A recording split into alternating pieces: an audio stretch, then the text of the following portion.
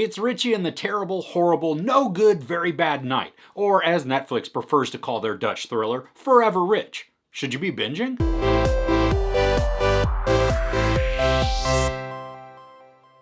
When Richie's watch is stolen in a violent robbery and humiliating images of the encounter go viral, the rapper has to fix his reputation to save his career. Richie is on his way to being the greatest rap artist in the Netherlands, and the night before one of his largest shows, he's mugged, with the thieves putting the robbery online for social media to just eat up. Richie then spends the night trying to get his property and his reputation back from the thieves. If you've ever seen the thriller Judgment Night, that one follows a few friends on a harrowing journey through the city over the course of one night, and they encounter all kinds of obstacles and ruffians. Yeah, I did use the word ruffians. Forever Rich is similar in concept from a chase pursuit perspective.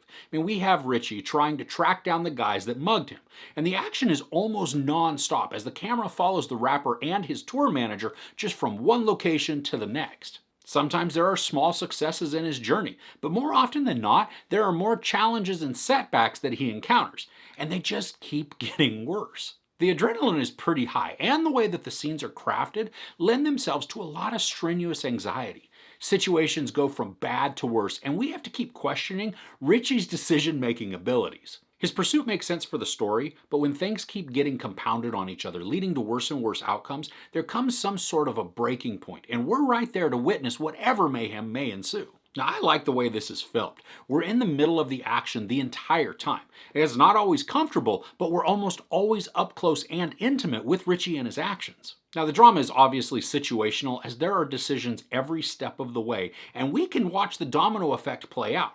Impatience and desperation play a massive role in motivations for Richie, which then tend to speed up the arrival of the consequences. Now, the one thing this drama does, though, is assume that we are going to be invested in Richie just because he's gotten himself into crazy and stressful situations. We know basically nothing about the character.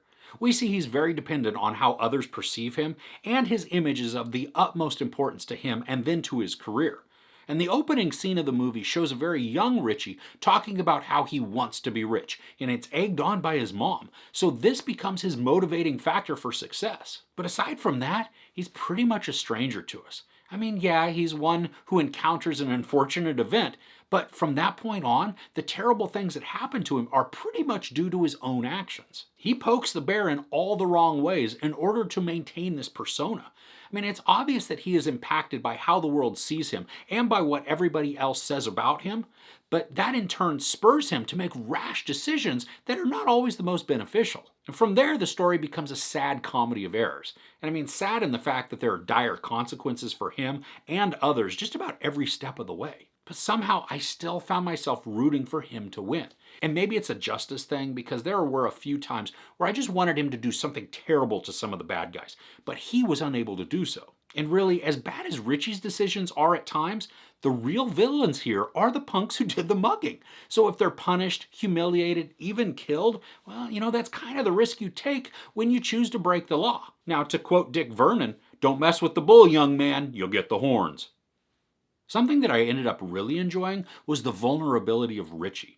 The actor who plays him, Jonas Smulders, I think that's how you pronounce his name, well, he emotes really well and carries so much of the real emotion in his eyes. His outward expressions are typically in conflict, though, with what the eyes convey.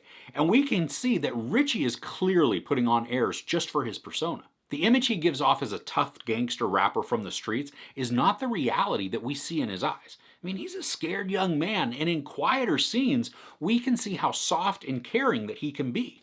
But that's not allowed to be seen in private for too long, and it certainly would never be shown to the world. At times, he's a very sympathetic character, and at others, he's his own antagonist. He's choosing his image and hubris over sensibility. This is 89 minutes long, and it does go by very quickly.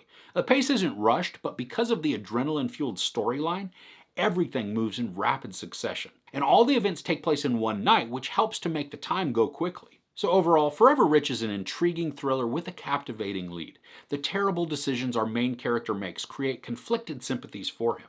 And while there's basically no character development, the story does do a decent job of creating scenarios that build out motivations and drives. I wanted to be able to connect with the character more, to build a legitimate reason to root for his success, rather than just watch a series of events unfold that the characters then react to, even though the scenarios could be exciting. There's sex, brief nudity, a ton of profanity, and a bunch of violence. I give Forever Rich 3 out of 5 couches. Is there anything great you've been watching lately? I'd love to hear what you've seen in the comments below. If you enjoyed this review, please give it a like. Also, don't forget to share and subscribe. I'm Chris. This is Movies and Munchies. Thanks for couching with me.